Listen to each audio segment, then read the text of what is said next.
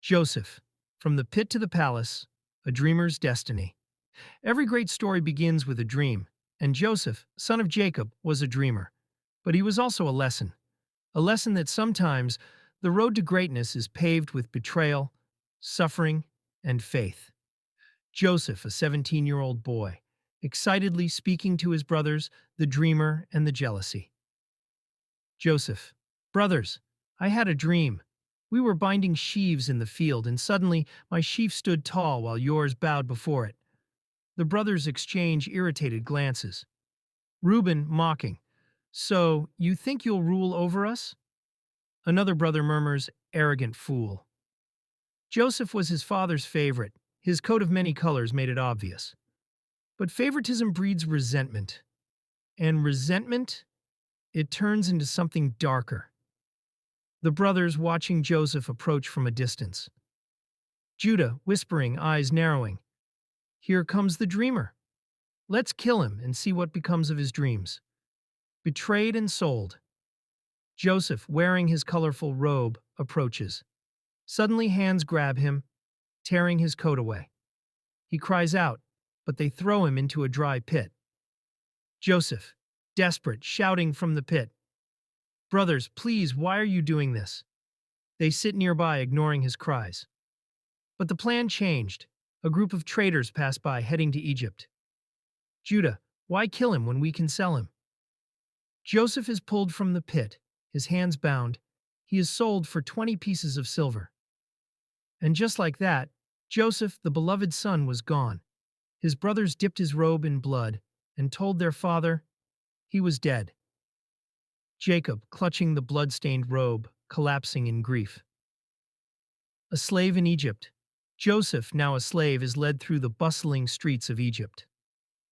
In a foreign land, Joseph was sold to Potiphar, an officer of Pharaoh. But though he had lost everything, he had not lost himself.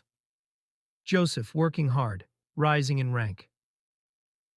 Potiphar, everything you touch prospers, Joseph. I trust you with all I own.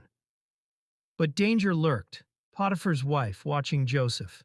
Potiphar's wife, come, lie with me. Joseph hesitates but pulls away. Joseph, how could I do this wickedness and sin against God? She grabs his cloak, but he flees. Humiliated, she screams. Potiphar's wife, crying out, he tried to attack me. Joseph, shackled, thrown into a dark prison. For doing what was right, Joseph was punished. But even here, in the depths of a dungeon, Joseph's light could not be extinguished. The prison and the dream. Joseph sits in prison talking to fellow prisoners. Joseph interpreted dreams for those around him.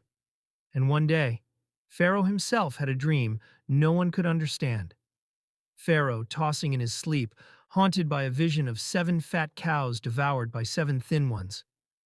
Pharaoh demanding, bring me someone who can explain this. Joseph, now clean and robed, stands before Pharaoh.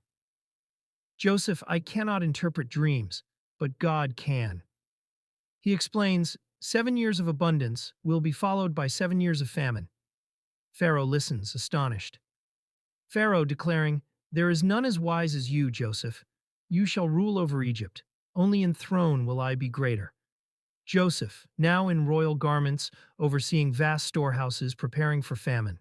The brothers return. Years pass. The famine strikes. In Canaan, Jacob's sons hear Egypt has food. And so, the same brothers who once betrayed Joseph now stood before him, begging for grain. But they did not recognize him. Joseph watches them, testing their hearts. He sees their remorse. Finally, unable to hold back his emotions, he reveals himself. Is my father still alive? Joseph had the power to destroy them. But instead, he forgave. You meant evil against me, but God meant it for good. Jacob, now old, embraces Joseph in Egypt.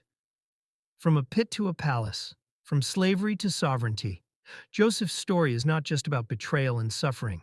It is about faith, resilience, and divine purpose. When the world pushes you down, when trials seem endless, remember, even in the darkest pit, destiny is at work. What was meant for evil, God meant for good. Genesis 50:20.